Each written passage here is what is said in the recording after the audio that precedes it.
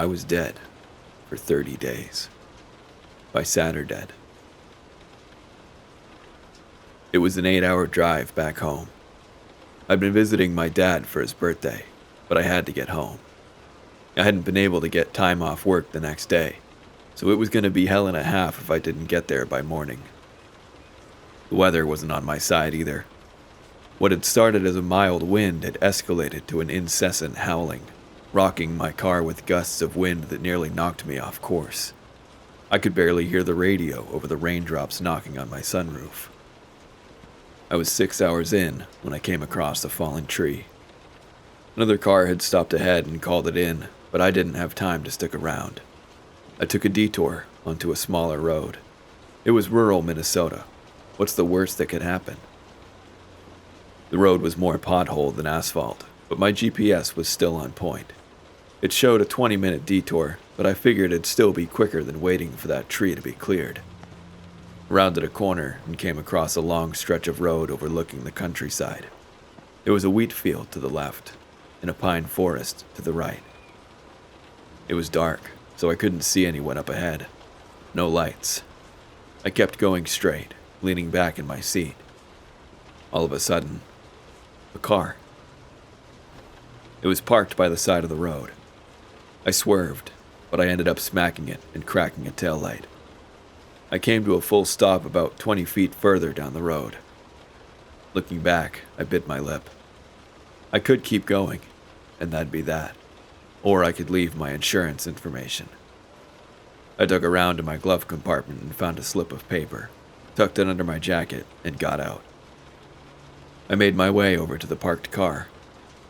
It was a dark beige sedan that looked like it'd been dug out of the 90s. I didn't want to pry, but I couldn't help but to see something odd. There were at least 3 duffel bags in the back seat.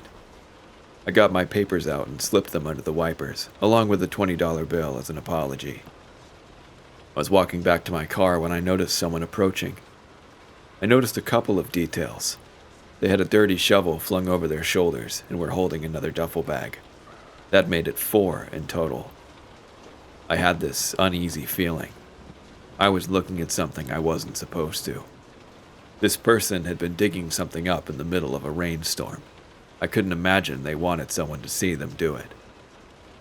I got out of the rain and into the driver's seat. I put the keys in and fired up the engine. It made a bit of a huffing noise as if wanting to stall, but it didn't. Then someone knocked on my window. I could have put my foot on the gas, but I didn't. Instead, I turned my head, only to see a stern-looking man in his early 50s. He had a thick mustache and a black baseball cap. A look that made me think of someone trying their best to be forgettable and neutral. He was holding a gun. He made a rolling motion with his hand. "Let's have a short conversation before you go running off, sir," he said. "It'll just be a couple minutes." I rolled down the window. It was dawning on me just how bad this could get if I wasn't careful. We were alone on a small, nondescript road during bad weather, and no one knew I was there. And he didn't look like the type of person who was eager for a rational discussion. "Sorry about the taillight," I said. "Mind lowering that pistol there?" He forced a smile. "I would mind, yes." He reached his arm in through the open window and unlocked the door. Opening it, he motioned for me to step out. I looked back at the steering wheel, not sure what to do. Maybe I could get away if I did something sudden. "I wouldn't do that," he said. "It'll get messy." "I didn't see anything," I assured him. "I'm just passing through." "I'm sure you didn't. Now step out." Looking down the barrel of a gun, I was inclined to listen. I stepped out. My mouth went dry as my senses heightened. I could feel the blood rushing to my head. "I don't know what you think I saw," I said. "It was just a duffel bag and a shovel. I don't even know you." "Just step right this way," he said, pointing me to the side of the road. "I didn't see the license plate. Hell, I can hardly see you. It's raining too much, you know?" "Fair enough." He pointed at something up in the pine woods. "Can you see that?" he asked. I leaned in and looked closely. There was nothing up there, just pine trees and rain. Then I realized what he was doing. He was making me stand still. I didn't have time to turn my head before he fired the gun. Now, a lot of stories would have ended here. That would make sense. Even though I barely knew the guy or what he'd done, he wasn't taking any chances. He shot me, point blank, in the head. I had no idea what happened next, but I figured out a couple of things. He pushed my car into a lake, and he buried me in a shallow grave just east of that road, in a field, right up a hill. Writing it out like this, it seems almost detached. Like it didn't really happen to me. Like it happened to someone or something else. But I can't say it any other way. He killed me, and I didn't even understand why. In terms of time, it felt like blinking. One moment there's a flash and a bang. The next, I'm inhaling dirt. I almost choked then and there. A first sour breath, bitter with the salt of the earth. I flailed around until the air touched my fingertips. Then I dug. I gasped for breath, but all I got was mud and grass. Finally, my face broke the surface. I wheezed, sucking in the night. Only then did I realize that my heart was still beating out of my chest. I was still surprised by the loud sound. The gunshot. The rain had seemingly cleared up, but it was late. I was out in a field. It was a small glade in the middle of a pine forest, where I was surrounded by these strangely colored sunflowers. They were probably white, but they looked kind of blue in the moonlight. I just had the clothes on my back. He'd taken my phone, my car keys, my smartwatch, everything. He'd buried me alive, I thought. But the strangest thing about it was that right where I'd been lying, there was a cross. It was crude. A couple of broken 2x4s nailed together. Looked more like a plus. But what the hell kind of murderer leaves their victim alive and marks their grave? That's when it hit me. He didn't leave me alive. He'd shot me in the back of the head. I touched my skull back to front, but there was nothing wrong with it. Not even a bruise. Physically, I was perfectly fine. But that just didn't make any sense. What the hell had happened? How could I be okay? I had no idea where to go, so I just picked a direction and hoped for the best. It was dark, but the moonlight helped a little. Looking back at that weird glade, I couldn't help but feel watched, as if those creepy sunflowers were all turning my way. First things first, I was going to get to the police. This man was a menace. I had the time and a clear description in my head. The rest would work itself out. It took me about 20 minutes to make it to a road. The same road where I'd run into him, I figured. Or maybe that's just what all roads look like in rural Minnesota. In 2 hours, only a single car passed me on that road, and they weren't eager to stop for hitchhikers. I could see why the guy had picked this spot. It was the middle of nowhere. That I'd ended up there was just bad luck. Wrong place at the wrong time, apparently. Astronomical odds. I'd been following the road for longer than I care to admit when a couple of headlights slowed down behind me. Looking back, I could see a middle-aged woman driving a pickup. "You lost?" she called out. "Sort of," I said, turning my pockets inside out. "Robbed?" "Are you okay?" she asked.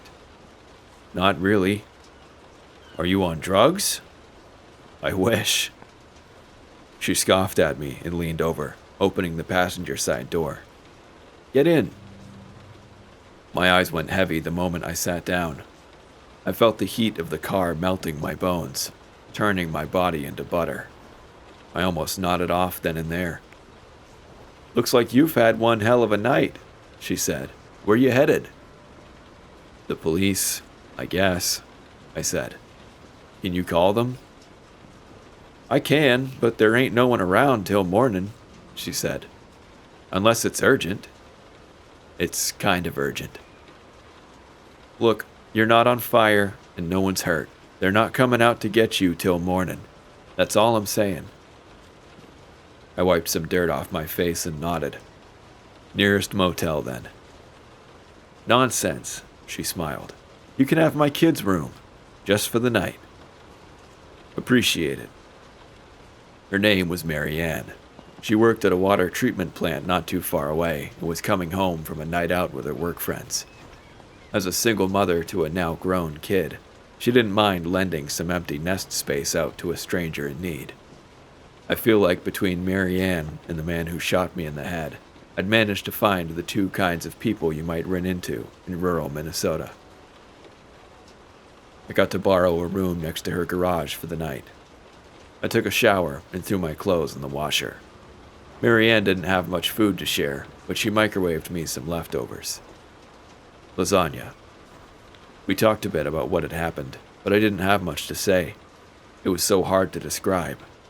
I couldn't just babble on about how I'd crawled out of a hole in the ground, so I said I'd been mugged and had my car stolen at gunpoint. It was an uneasy sleep. It's like my heart wouldn't settle down, no matter how comfortable I was.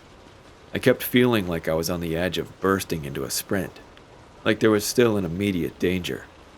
It was like I kept hearing the click of the gun, anticipating the painful flash of the bullet burning past the hairs on my neck. The following morning, Mary Ann made breakfast.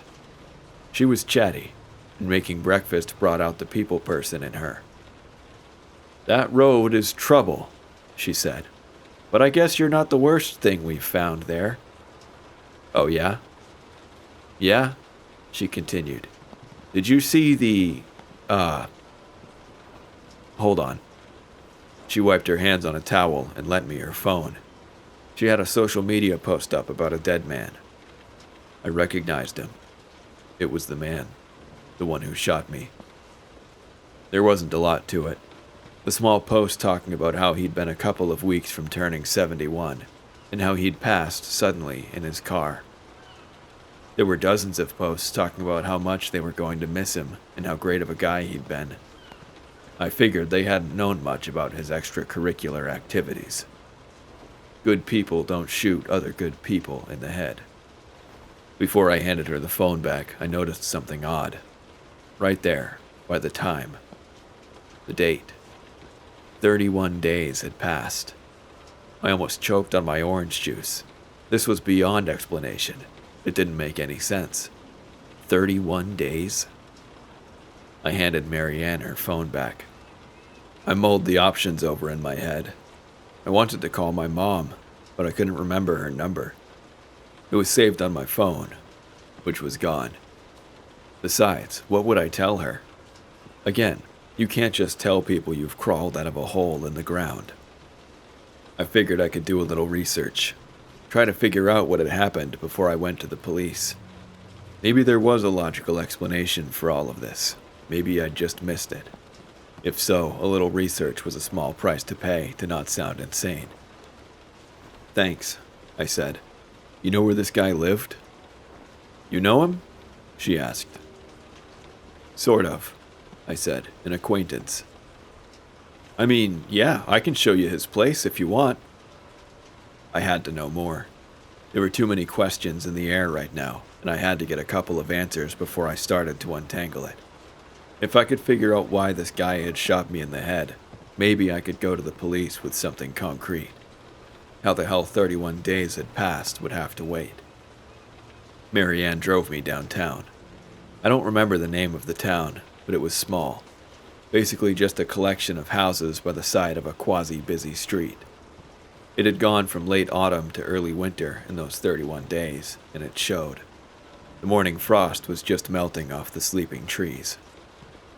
She turned onto a small road just off Main Street and up a hill. The house we looked for stood out like a sore thumb, the only white house with red detailing. It looked like a big shed had swallowed a candy cane. Hideous. It was clear that no one had been there in a while. Some kids had broken the windows. A couple of trees in the yard cast long shadows across the bare dirt, accentuating the Midwestern morning sun. There was that small town smell in the air: mud, melted frost, diesel. I thanked Marianne, and she handed me $50. "There's a motel just down the street," she said. "Ought to be a couple of rooms there if you need some space." God bless that woman. As she drove away, I walked up to the front door. The lock was broken, and there were a couple of spray tags on the side. The door was barely holding on to the hinges, having been rocked back and forth by harsh winds. The inside was pretty lackluster. The guy was clearly a loner. No pictures on the walls, no pets, barely any decorations. A couple of polite postcards from acquaintances piled up in the hallway. Empty plates on the kitchen table. Checking the fridge, there was half a six-pack and a jar of pickles. That's it. It was empty. If this guy was turning 71, there were no signs of a long life. In fact, there were no signs of anything. You could tell there'd been people going through the place. Furniture had been moved and broken. There were scratch marks on the floor from where someone had tried to break the floorboards. There was also some cigarette smoke. Maybe the guy was a chain smoker, but the place didn't smell like it. I wandered around, not really knowing what to look for. I had this feeling that knowing why he'd try to kill me might shed some light on things, but it really didn't. It's like the post said. He'd just tipped over and died.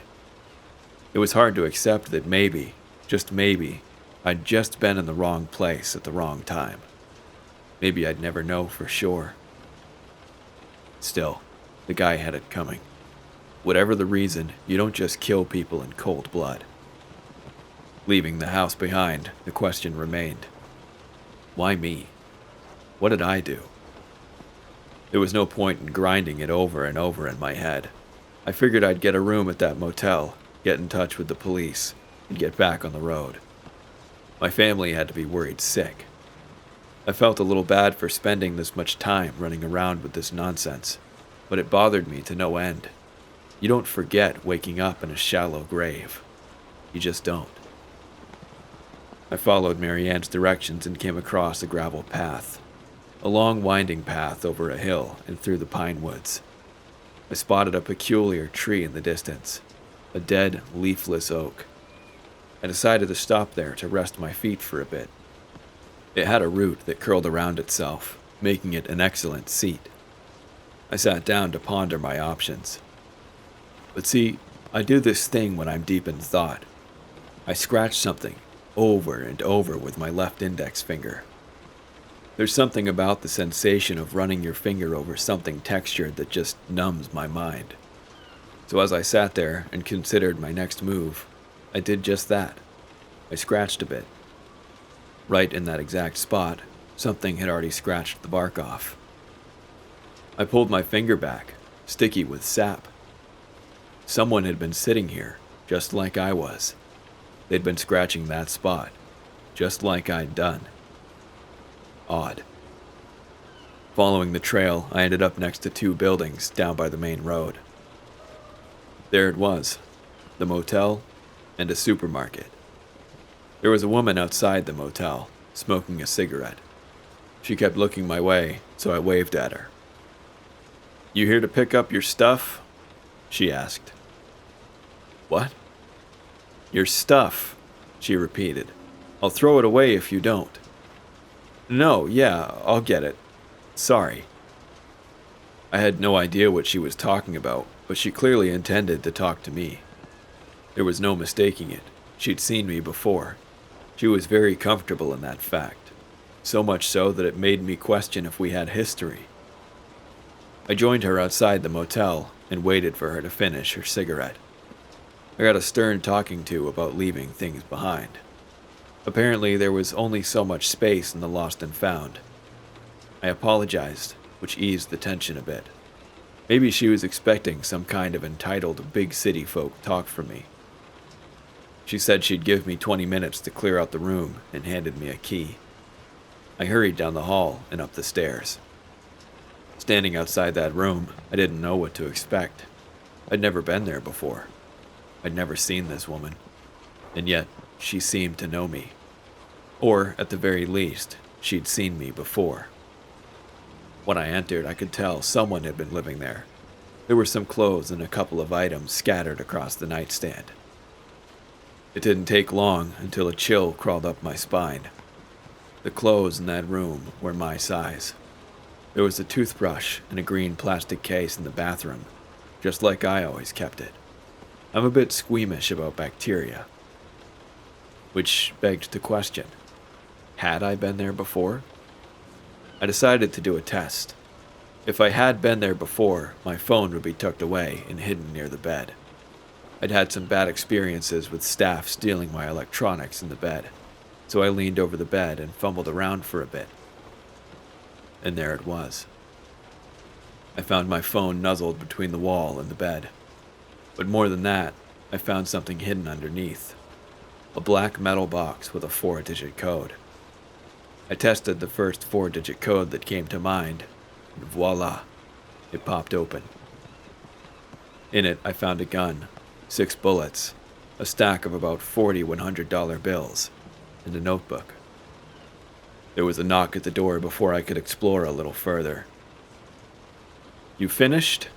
the lady said. "Sorry," I said. "It's, gonna be a while." "You staying?" "Would you mind if I did?" "You paying?" "Of course, yeah." "All right then." I sat there for a moment, taking it all in. How could I have known it would be there? And how would I know the code? How could I have been in that room without remembering anything about it? It didn't make sense, but I was holding the proof in my hands. There had to be answers. I paid for a couple of days and locked myself in that room. I gathered all the clothes and checked all the corners to make sure there was nothing else hidden in there.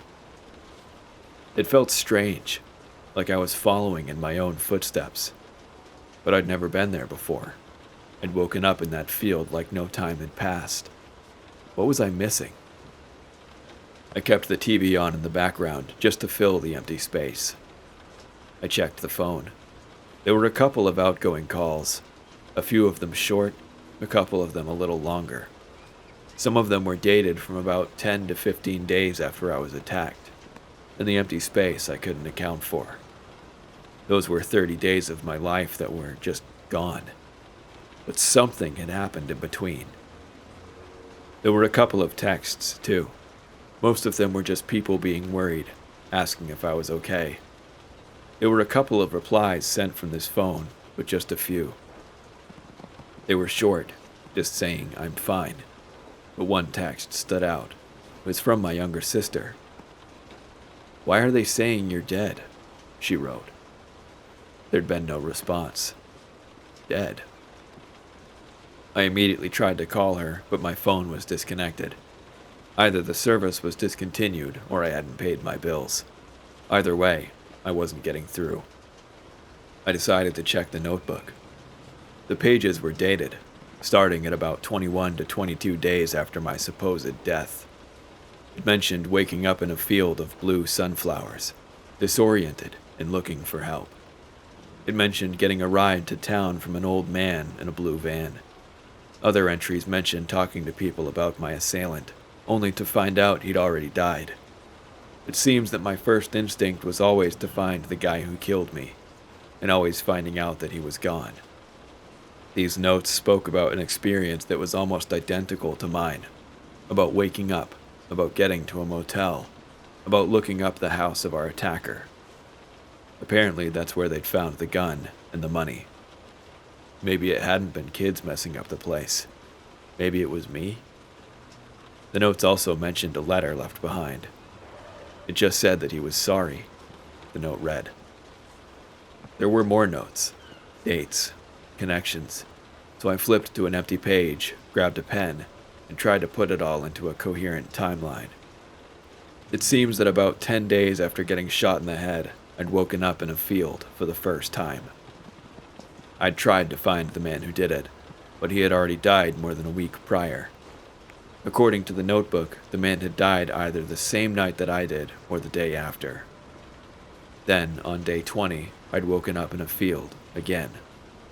I'd made my way back to town to find the man who killed me, but he was already dead. For the next few days, I'd been locked up in this very motel, trying to figure out what was going on. I'd made numerous calls, sent texts, and a couple of emails, only to be told that I'd been declared dead. Apparently, I'd walked into the police station on day 19 and fell over. Dead. Complete organ failure, according to the coroner. The notes warned me about contacting friends and family, telling me I'd just cause harm and confusion.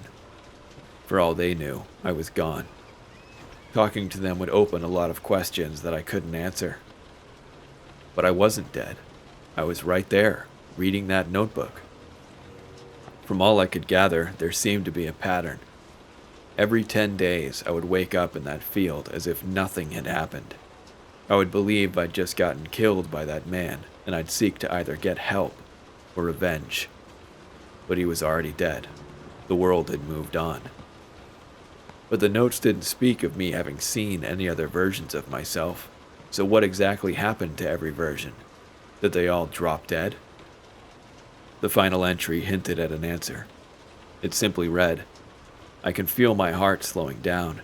I haven't been able to relax for over a week, and now it's getting hard to move. I have to pry my fingers open with my teeth. My toes have turned black. I'm seeing things. I see the ones before me. I see you reading this. I know what is about to happen, and to prove it, I will put a cross on that spot. It will be the first thing you will see." The cross. The old man hadn't been the one to put that up. I had. This was the working theory. Every 10 days, I would wake up in that field, and every 9 or 10 days after that, I'd die, only for a new me to wake up, repeating the cycle. I couldn't wrap my head around it. I turned everything in that notebook in and out, looking for answers. There were a couple of notes about checking the library, talking to people about local legends, mentions of those strange sunflowers. But there were no answers. It was all dead ends and vague nonsense. I didn't know what to do. The first version of me had fumbled around, confused and scared, and died. The second version had tried to figure things out but was still gone. What the hell could I do that those two didn't? And did this mean I was going to die in about a week? Every idea that I had was in that notebook. It was already there, and it had failed. I'd checked the soil in that glade. I'd talked to the locals. I'd researched similar myths and legends. I'd tried burying myself in that soil again, as if I could go back somehow. But no, I'd been killed and buried among those flowers, and they refused to stop bringing me back. And it did so about every 10 days. I wasted that entire day trying to piece it all together. I fell asleep somewhere around 9 in the evening, still holding that notebook. I kept falling in and out of sleep, having these uneasy thoughts. I kept imagining that first breath as I breached the surface, digging myself out of a shallow grave. The confusion, the ringing in my ears from that gunshot. But there were other things in the dark of my dreams.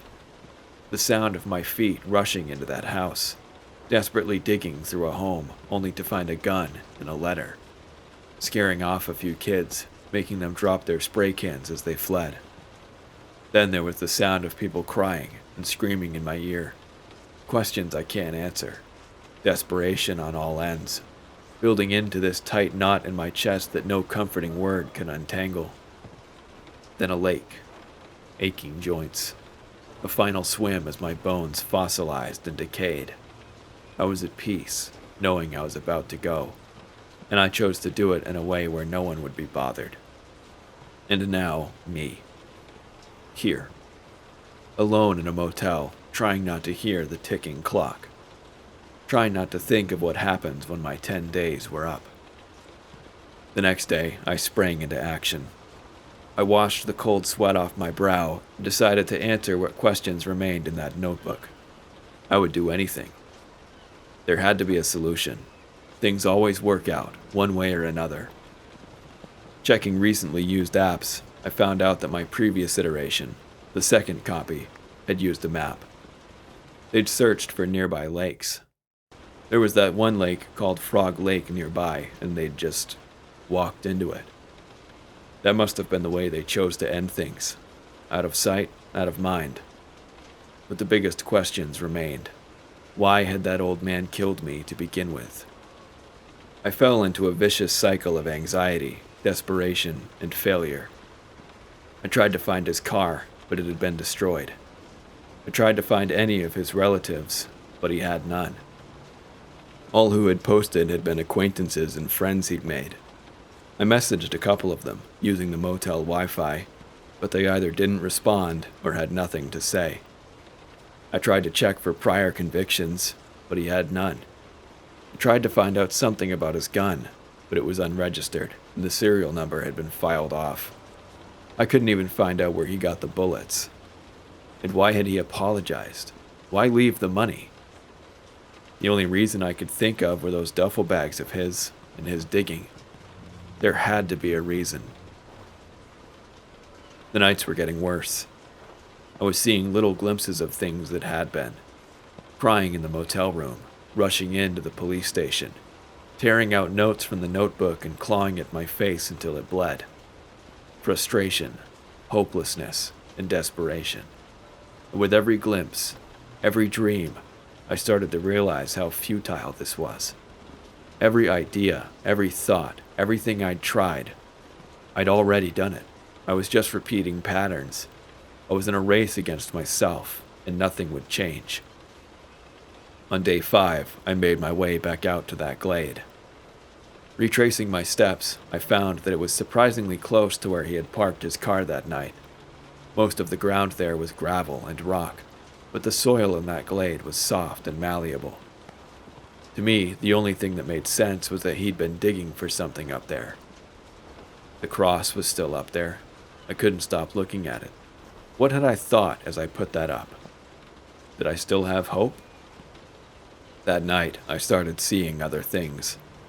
Not just things that had been, but things that were to come. Years from now, walking in that same glade, the cross long since withered by age. A little bag left by the side. A welcome package. The sunflowers would still be there. The cars would look different. Quieter. Cleaner. Over time, the roads would deteriorate. The sun would be warmer. I'd draw thousands upon thousands of the same first breath, over and over. I'd ask myself the same questions. I'd try the same things, and I'd come to the same conclusions. I forced myself awake before I went too far. I didn't want to see. I didn't want to know. The clock was ticking. On day 6, I had completely given up. I just lay there in the motel room, watching daytime TV, eating stale chips from the supermarket across the street. I juggled 10-minute naps with bouts of existential panic, feeling my heart race through my chest as my lungs tightened. I could hear it in the back of my mind, that ticking clock. It was almost over. Forever. I tore my hair out. I crawled into a fetal position, laying in the shower until the water turned cold. But whenever I closed my eyes a little too long, I'd hear myself drawing that first breath, again and again, coming to the same horrifying realization. And before I knew it, it would be over. And it would be over, and over, and over. And I'd never really know what had happened until it was too late. By the night of day 6, I might as well have been dead. I just lay there, naked on the floor, dissociating. I don't want to talk about day 7. It got worse, and I did a lot of things I wasn't proud of, so I'm skipping ahead to day 8. On day 8, I took a walk downtown. There was a corner pub where I decided to have lunch. By happenstance, 2 police officers walked in. They were having a discussion, and I couldn't help but overhear it. "That doesn't make any sense," one of them said. "How can the guy have his own bones in a duffel bag?" "That's the thing," the other said. "He must have had a twin. They were identical." So, All these years, there's been 2 of them, and no one knew? It's like some parent trap shit, the officer laughed. Can you imagine? Bones. Duffel bag. There was something there. They had to be talking about him. I hurried back to the motel. My killer had been digging the night he killed me. He'd left his gun and bullets in a box, telling me he was sorry, along with some money. They'd found bones in his duffel bag that were identical to his own. But what if they weren't an identical twin? What if they were a copy of him? Or maybe he was the copy. I bought a shovel of my own and made my way back out to that glade that same day. Checking the soil where I'd been buried, I dug, and I dug deep. Maybe there was a reason I'd been buried in a shallow grave. Maybe there was something else further down. I dug until my muscles ached and my lungs burned. I dug all afternoon in different places, and finally, I found something. About 5 foot deep, there was a body bag. It was covered in chemicals, but the smell was unmistakable. There was a corpse in there. I knew what I'd see before I even opened it. The zipper struggled, but it rolled open, challenging every sensation in my body. It's a strange feeling to hold your own face, to see your own closed eyes, to stroke your own hair in comfort, the little quirks and scars that only you know of, except for that one thing, a bullet hole. I collapsed to my knees. I'd figured it out. From a stray thought mentioned by a passerby, I figured it out. There was a reason that man had such a bare-bones home, why he looked 50, although he was 70. He'd gone through this. He'd been in the cycle before me. Killing me and having me take his place in the ground must have broken the cycle. There was an end to it. That's why he apologized. That's the reason he just killed a random person by the side of the road. It wouldn't end until someone took his place. If not me, then someone else. So that meant that I had 2 options. I could go through this nightmare over and over, or I could end it. I could cut those who would come after me out of the equation and spare them the horror I'd felt. I could do that. Now I had options. That night, after I'd washed the dirt from my hands and knees, the dreams were different.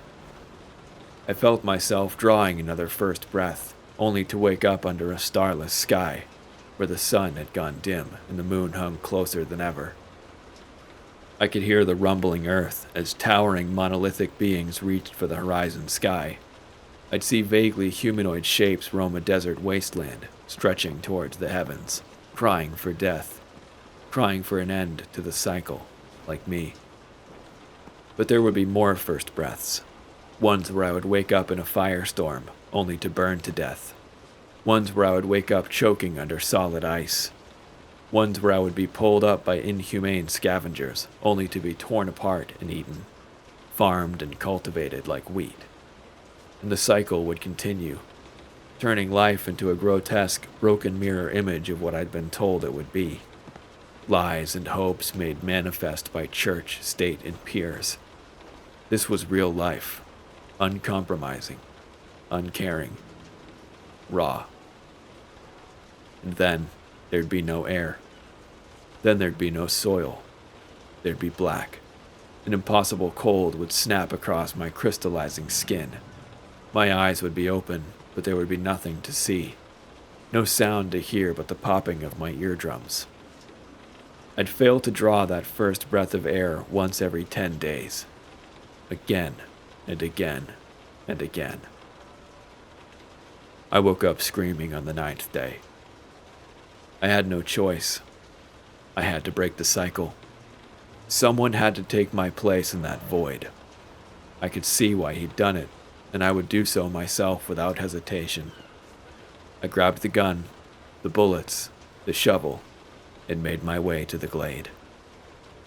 While the old man had just been bones, I had a whole body to take care of. It didn't matter. I could leave it out in the open, and it would make no difference. By the time it mattered, I'd be gone, and the cycle would be broken.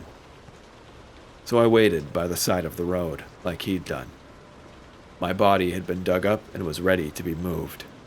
I didn't want to do it in the daylight, though, but time was running out. I didn't even care that I was going away. I just had to avoid that thing that were to come. The infinite awakings that followed. A lot of cars passed me by. Some honked at me. Others went out of their way to splash me with water collected in the many potholes. It wasn't until dinner time that a car slowed down to help. A good Samaritan. A pickup truck. Marianne. No, I muttered under my breath. Just keep going, not you. But it was getting late. Could I risk waiting for someone else? She rolled down the window on the passenger side, smiling at me. Her radio clicked off.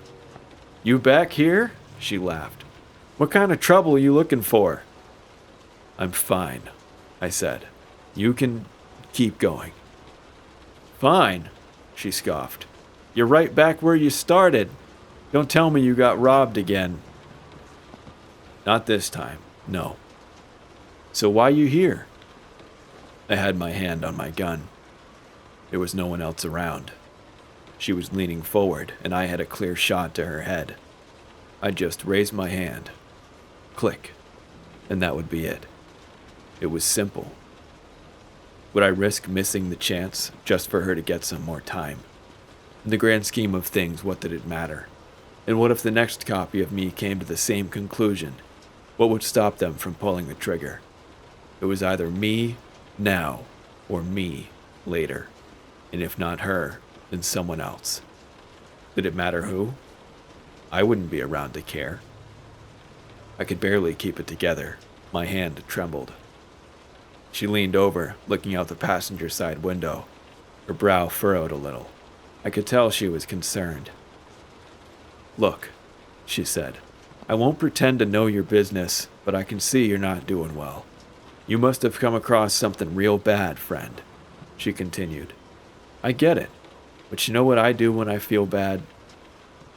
She patted the passenger side of her pickup. "I do something nice. It does all the difference in the world. If you can't help yourself, then maybe you can help someone else. Does the heart good, you know?" A thought crossed my mind. I hadn't figured this puzzle out if it hadn't been for me just sticking around. It wasn't being smart or strong or suave. It was a bit of stray luck, presented by two cops having a conversation. So maybe it didn't matter if I couldn't see a solution here and now. There could be a solution elsewhere, at another time, that I just hadn't seen yet. And maybe I wouldn't see it, but maybe the next me would. Also, by knowing what was to come, who was to say I couldn't stop it? This outcome couldn't be completely predetermined, or else I'd have told myself about it in that notebook. I had to believe there could be a better way. That there could be a solution and a beautiful ending. Not just for me, but for everyone. I took my hand off the gun. "I just gotta get something," I said. "Can you give me a couple of minutes?" "Sure," she smiled. "Don't keep me waiting." I rushed back up to the glade and nailed a note to the cross. The next me would get a welcome package. I followed Marianne back to town, but she offered to have me stay in her son's room again. I couldn't decline. I borrowed his computer, and that's why I'm here, writing this down. I need to spell things out in a way another me will understand, and I think this is the way to do it. So if I'm reading this, hello. I'm glad you saw the note. I hope this sheds some light on things. Maybe you can make it better for the next one. My joints are growing stiffer, and my heart is slowing down. It's actually sort of pleasant. The worries start to fade. But the cycle will continue. I'll be gone before long, and I'll make sure Marianne won't find me. I've called the motel, telling them I'll be back soon and to keep the room. I have the money for it, at least for a while longer. It is so easy to despair, and so easy to forget our view. We can only see so far, and we can only hear so much. What feels like an endless darkness today can be a warming light by the morning. Sometimes all we have to do is hope. So hold on, to do the best we can, and trust in the way things unfold. We don't even have to be smart about it, or strong. Sometimes, we just gotta be at the right place, at the right time. I don't know how many hours I have left. It's strange to count yourself in hours. It's nice to not know for sure. I'm gonna go for a walk, see how far I'll go. Take a deep breath, as if it's your first. You have all the time in the world. Thank you guys for listening to this story by Saturdead. If you'd like to read more of their work, I'll link it in the description, and I appreciate you stopping by. Please like and subscribe to the video and come back next week for another story. Until next time, goodbye.